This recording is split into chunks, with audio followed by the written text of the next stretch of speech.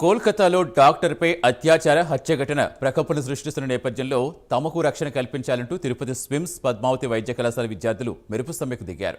మానసిక స్థితి బాగోలేని ఒక రోగి డాక్టర్పై దాడి చేశారంటూ ధర్నా చేపట్టడం చర్చనీయాంశంగా మారింది.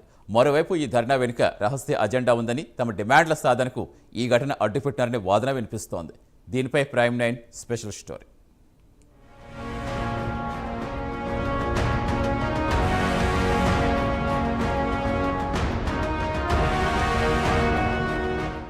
తిరుపతి స్విమ్స్ వైద్య కళాశాలలో మహిళా జూనియర్ డాక్టర్పై శ్రీవారి దర్శనానికి వచ్చిన మతిస్థిమితం కోల్పోయిన వ్యక్తి దాడి చేశాడు. డాక్టర్ను వెనుక వైపు నుంచి జుట్టు పట్టుకుని లాగడం వివాదాస్పదంగా మారింది.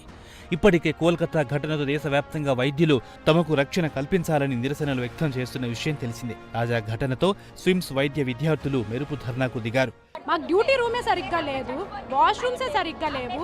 మేము నైట్ టైం ఒక దగ్గర నుంచి ఇంకో దగ్గరికి వెళ్ళాలంటే మాకు ఒక వెహికల్ లేదు, ఒక సెక్యూరిటీ తోడురాడు. ఒకసారి మేము డ్యూటీ చేసేటప్పుడు ఇక్కడ నుంచి మేము రుయాకి హ్యాండ్ ఓవర్ ఇవ్వాలి. బేబీని తీసుకెళ్లి అంబులెన్స్ అక్కడ వదిలిపెట్టేసి అంబులెన్స్ ఎట్టిపోయిందో 2 గంటలప్పుడు సార్, నైట్ 2 గంటలప్పుడు అమ్మాయి ఒక్కటే, ఇంటాన అమ్మాయి ఒక్కటే అంబులెన్స్ లో తీసుకెళ్లి అక్కడ వదిలిపెట్టేశారు. అంబులెన్స్ కనిపించట్లేదు. నేను 2 గంటలప్పుడు నడుచుకుంటా వస్తామా డాక్టరు. సరే సార్, రాజకీయాలు అలా జరిగింది. ఆ 2 గంటలప్పుడు మాలో ఎవరికైనా ఏదైనా జరిగితే, ఇప్పుడు మధ్యాహ్నం అమ్మాయిని వేసి జుట్టు పీకి కొట్టారు. ఎవరో ఒకరు చచ్చిపోయేదాకా, ఎవరో ఒకరు రేపు జరిగేదాకా ఏమి జరగదా? అంతవరకు మేము తెచ్చుకోం సార్. మాకు ఈవో ఇప్పుడే రావాలి, వచ్చి మాట్లాడాలి, మాకు రిటర్న్ ఇన్సూరెన్స్ ఇవ్వాలి. మాకు నమ్మకం కలిగితే మేము డ్యూటీలు స్టార్ట్ చేస్తాం.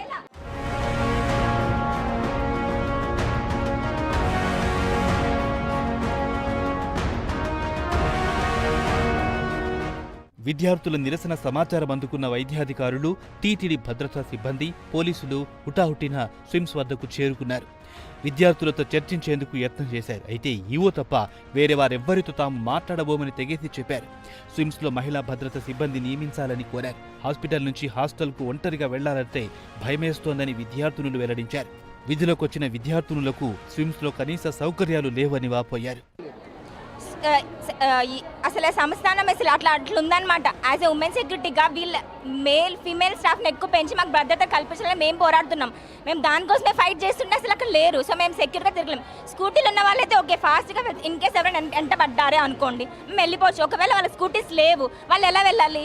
సో లేదు, కంపల్సరీ ఇన్సెక్యూర్, అసలు ఇక్కడ సేఫ్టీ లేదు. సో చెప్పండి. అంటే హాస్పిటల్లో ఉమెన్స్ ఎంతమంది ఉన్నారు, ఫెసిలిటీస్ ఎలా ఉన్నాయి? ఫెసిలిటీస్ పేషెంట్ పరంగా అయితే బాగున్నాయి. వాళ్ళ ట్రీట్మెంట్ కానీ అన్ని అప్ టు డేట్. వాళ్ళ పేషెంట్ అయితే బాగుంది. మాకైతే డ్యూటీ డాక్టర్ రూమ్ లేదు. సరైన అందరూ కలిసి వస్తారు.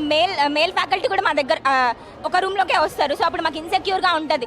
సో ఇవన్నీ జరుగుతున్నప్పుడు మేము ఎలా పీస్ఫుల్గా ఉండాలి? ఏమైనా చేస్తారేమో, రేపు మాకేం జరుగుతుందో, రేపు ఆ అమ్మాయికి జరిగింది నాకేం జరుగుతుందని మేము ఎంతసేపు ఉండాలి భయపడుతూ? మాకు డ్యూటీలు ఉండవా? సో మేము పేషెంట్ గురించి, ట్రీట్మెంట్ గురించి ఆలోచించాలా, లేకపోతే మా సెక్యూరిటీ గురించి ఆలోచించాలా?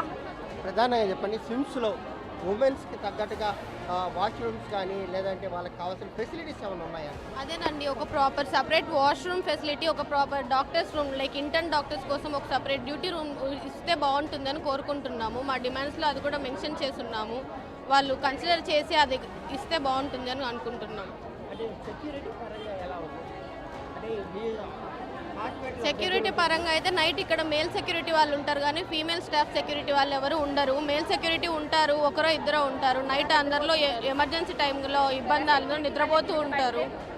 సో అది ప్రాబ్లం. ఫీమేల్ సెక్యూరిటీ కూడా కావాలి.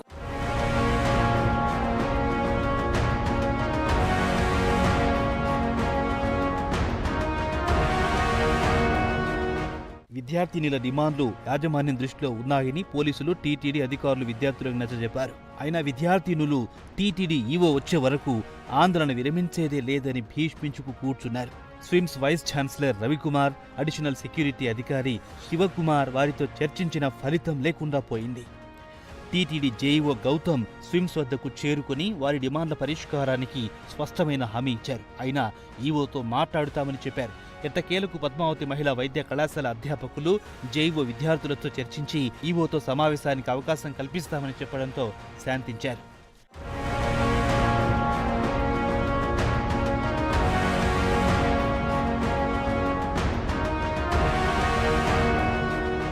మరోవైపు వైద్య విద్యార్థులకు కనీస పరిపాలన పట్ల అవగాహన లేదని ఈ ఘటనలో స్పష్టమయ్యిందని విశ్లేషకులు అంటున్నారు. దాడి అంశాన్ని అడ్డుపెట్టుకుని కొంతమంది పీజీ విద్యార్థులు తమ ఆర్థిక ప్రయోజనాలను సాధించుకునేందుకు యత్నిస్తున్నట్లుగా కొందరు బహిరంగంగా విమర్శలు గుప్పించారు. అయితే రోగులకు అత్యవసర సేవలందించే ఎమర్జెన్సీ విభాగం ఎదుట వైద్య విద్యార్థులు పెద్ద ఎత్తున నినాదాలు చేయడం విమర్శలకు తావిస్తోంది. మెడికల్ గైడ్లైన్స్ మర్చిపోయిన విద్యార్థులతో టీటీడీ ఈవో చర్చలు సఫలమవుతాయా? టీటీడీ పాలక మండలి అనుమతి లేకుండా అధికారులు చేసే తీర్మానాలకు ప్రభుత్వ ఆమోదం లభిస్తుందా అన్నది $1 మిలియన్ ప్రశ్నగా మారింది. చూడాలి మరి ఏం జరుగుతుందో.